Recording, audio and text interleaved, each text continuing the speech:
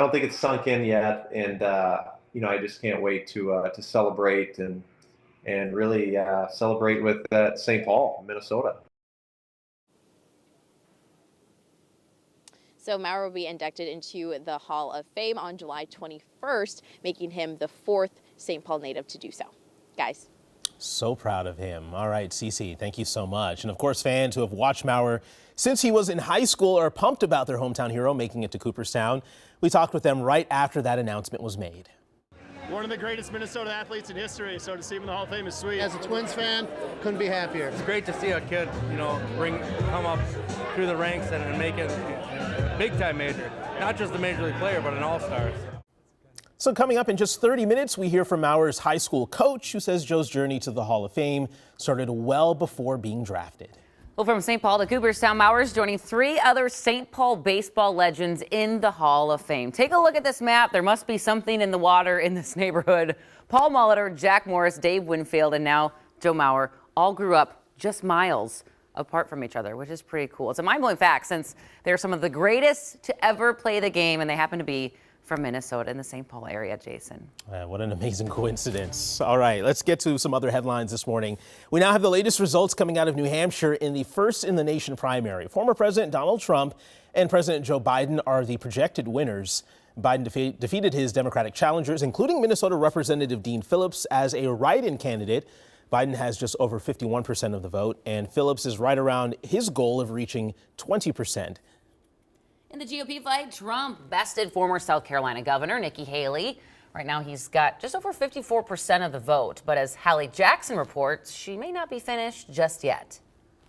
He now becomes the only Republican non-incumbent to win both Iowa and New Hampshire. With the win, some momentum at his back now, heading into the rest of this primary season. He is hoping essentially to get this primary race over with and turn his attention to the general election. But Nikki Haley tonight is promising to fight on.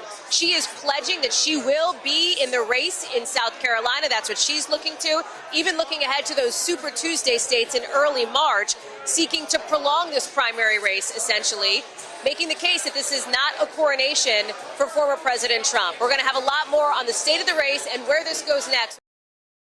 6:05 is the time. Breaking this morning, Minneapolis police are investigating an incident that happened on the city's south side. This is what it looked like about 3 hours ago on 17th Avenue South. You can see police outside of a house there.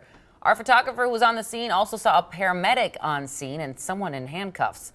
Right now, we're not sure what exactly happened, but we did reach out to police again about an hour ago and are waiting to hear back. In the last 24 hours, Brooklyn Center City Council rejected a proposal that would have changed the police department's traffic stop policies. That proposal would have stopped officers from pulling someone over for things like invalid registration, non-working muffler or license plate lights, or for having things hanging between the driver and the windshield. Katie Wright, Dante Wright's mother, has been pushing for this change. She says she expected the vote to pass, and to see it fail is frustrating and disappointing. Wright says she won't stop fighting for changes. We're going to continue to show up at Brooklyn Center and demand that they make those changes that they promised our family back in 2021 when they shot and killed my son during a traffic stop. So we reached out for comment to the 3 city council members who voted no, as well as the police department, but we have not heard back. Turning now to some travel news this morning. If you're looking to book a flight for spring break in a few months, you could have more options to choose from. Frontier Airlines says it's bringing 5 more nonstop flights to MSP Airport. Starting in April and May, you'll be able to fly Frontier without stopping to Dallas, Atlanta, Philadelphia, Cleveland, and Cincinnati. The new destinations will double the airline's reach from the Twin Cities, so some good news there. All right, hey, despite our warm starts to the winter season, a Minnesota staple is coming back to the Twin Cities. Yeah, starting today, you can visit the ice castles that are making their debut in Maple Grove. Let's check in with Michelle Beck, who is there right now, sitting on the throne. Queen of the North. Exploring everything in there. Where are you now, Michelle?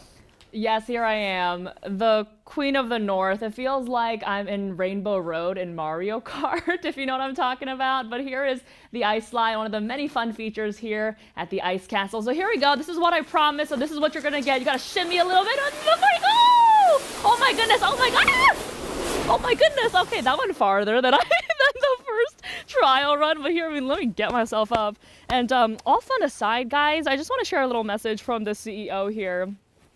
He says if you want some of this fun, and the chance to explore all of what the Ice Castle has to offer. The message is to really come now, and that's because all this, whether or not this stays open or closed, that, guys, is weather dependent. And so, we're getting we're hearing some things about next week having some chances of possibly 50-degree weather. And so if that is the case, I asked him, hey, are you going to stay open or closed? And he told me all of that, again, is weather dependent. It depends how long that warm stretch is going to be. So, of course, we'll have to wait and see how long that is. But for now, that's what we do know. All this is weather dependent. So come now. It's opening day. It starts at 5 o'clock. And so this is a wonderful chance for you, whether or not you're an adult or whether you're a kid. This is so much fun. And so it's really something for everybody. So back to you guys. Hope you guys can make it out here. Thanks for the reference to Rainbow Rainbow Road. Yes, as a Mario Kart connoisseur, yeah. yes, many times.